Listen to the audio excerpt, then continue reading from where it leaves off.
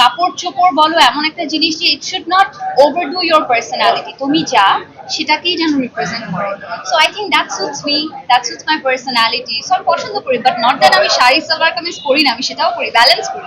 আচ্ছা, আমি 2 দিন আগে একটা নিউজ করেছি, সেটা হচ্ছে আপনার কলকাতায় অডিশন দিতে হয়।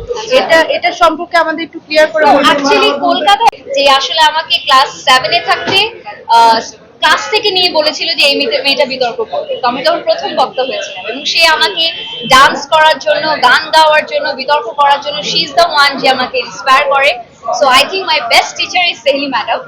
আর আমার লাইফে আমি অনেক টিচার পেয়েছি। ফরিদুর হোসেন সাগর স্যার আমার কাছে একজন শিক্ষকের মতো, আজিজ ভাই আমার কাছে একজন শিক্ষকের মতো। আমার ক্যারিয়ারে অনেক এরকম আমি অনেক মানুষকে পেয়েছি যারা আমাকে অ্যাকচুয়ালি অনেক গাইডেন্স দেয়। Jeet is one of my costar, যে আমার কাছে I think he plays a very important role as a teacher in my life. ওনার কাছ থেকে আমি অনেক